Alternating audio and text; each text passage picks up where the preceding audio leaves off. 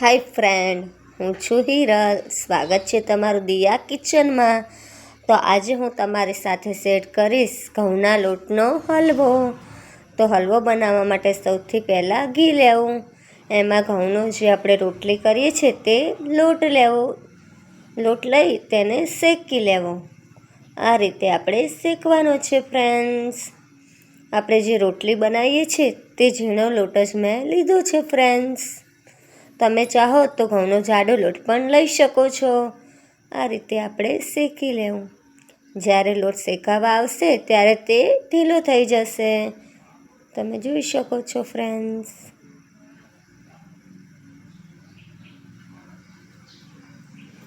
આ રીતે એક તારું ચલાવતા રહેવું તાવીથો, જેથી આપણો લોટ ચોંટી ન જાય. પછી આપણે આમાં ગરમ દૂધ એડ કરવું ફ્રેન્ડ્સ. ગરમ દૂધ ન એડ કરવું હોય તો તમે પાણી પણ એડ કરી શકો છો, પણ દૂધમાં આનો ટેસ્ટ બહુ સારો આવે છે. દૂધ એડ કરી તેને હલાવવું, જેથી તેમાં ગાંઠા ન પડી જાય ફ્રેન્ડ્સ.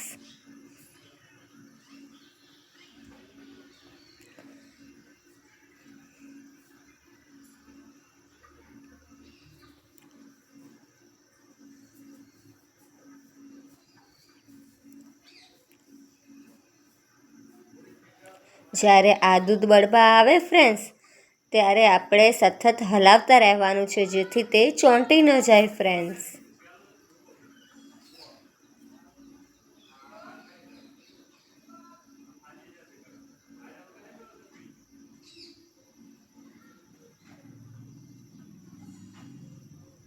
પછી આપણે ઉપરથી થોડું દૂધ રેડવું. હવે આપણે સહેજ જ દૂધ રેડવાનું છે અને તેને ફટાફટ હલાવવાનું છે ફ્રેન્ડ્સ. હવે આપણે આમાં ખાંડ એડ કરીશું. ખાંડની જગ્યાએ તમારે ગોળ એડ કરવો હોય તો તમે કરી શકો છો.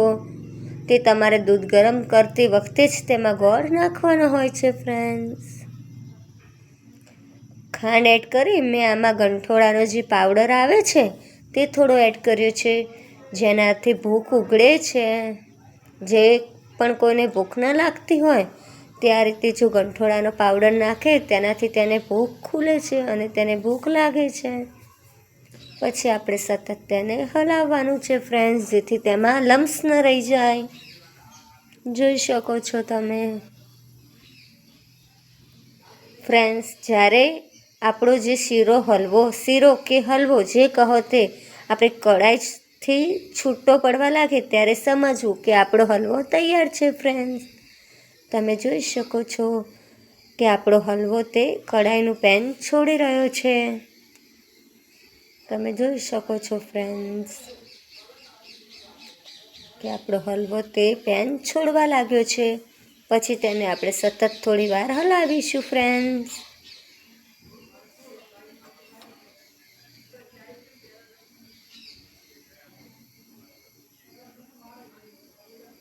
જોઈ શકો છો ફ્રેન્ડ્સ.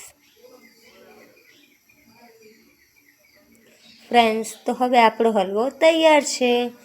તો તમને મારી રેસિપી કેવી લાગે? જો ગમી હોય તો તેને લાઈક, શેર અને સબસ્ક્રાઈબ કરજો અને બાજુમાં રહેલી બેલ આઇકન ટિક કરજો. Bye bye friends. Thank you.